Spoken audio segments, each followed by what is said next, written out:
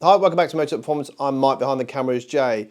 New car, first mod is already here. Yeah, we've been a bit of a YouTuber. We are taking the plates off and fitting our new registration to that car. Then we'll be on to other modifications.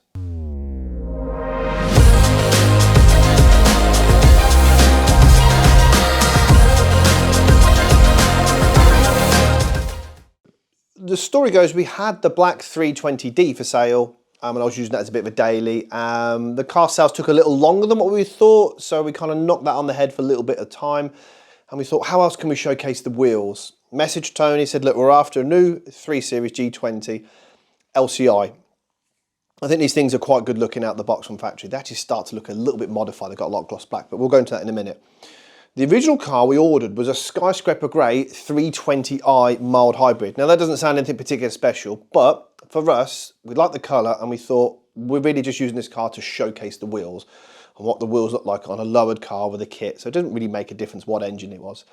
And then Tony being Tony managed to find us this and do a bit of a deal on this one here. So we've actually ended up with this M340d mild hybrid, which is a phenomenal car, probably the best daily you could buy. Good on fuel, very quick, and you can drive it in the hybrid mode, so it gets really good MPG. So the car is Portimao blue with a lot of gloss black trim onto it. So we are planning to do some modifications. But first of all, I just want to be able to just read through the spec. The first thing before I do that, a lot of people have been asking, what's it like with the new iDrive 8, which is the full big screen from BMW? And if I'm honest, it's really good. It's really easy to use. It's has a lot of functions and a lot of features on it, which are sort of a bit of a showpiece. Like there's a particular button you can press, and it has the Harman Kardon stereo, and it comes up with the big display screen and does Harman Kardon, very similar to like when you're at the cinema. It's a phenomenal bit of kit. But saying that, when I get from that car into the M4, which has the previous dashboard, if you like, with the actual cockpits of the two screens, I actually prefer it. I prefer the binnacle, and it makes you feel like you're actually in a car with a cockpit rather than just a slab of screen. But both are good, but I think for daily, the slab of screen's better. But if you actually want to drive a bit more of a focus car, maybe the actual individual cockpit, but that's just for me.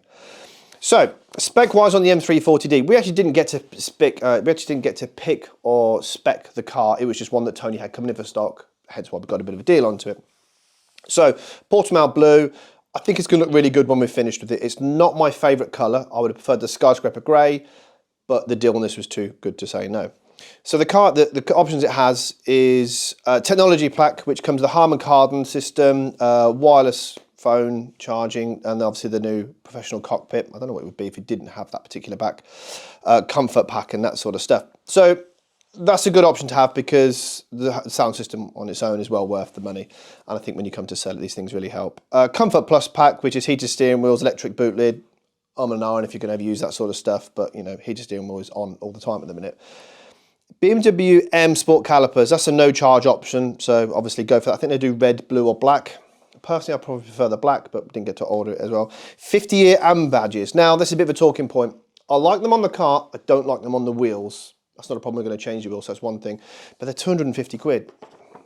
Don't know. They are a 1-year badge, so I think actually after March 23, you won't be able to order them. They just did it from 22 to 23 March, I believe.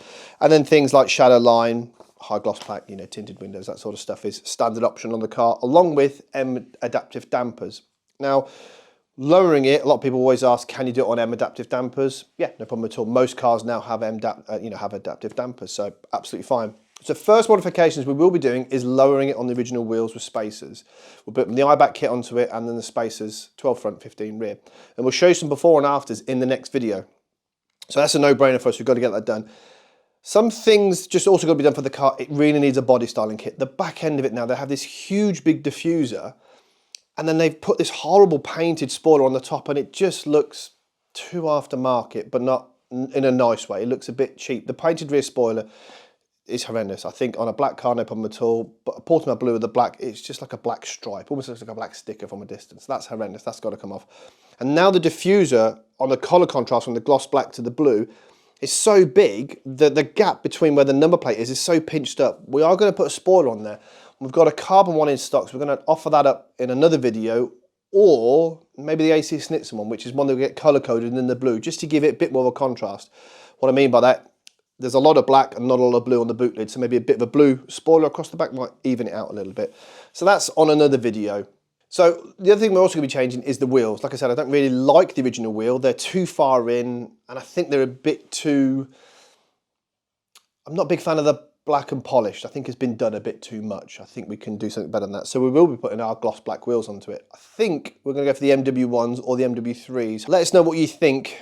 And also, later in the summer, one of these two wheels is going to be coming out in silver, the polished face, so of course they'll be going on the car as well.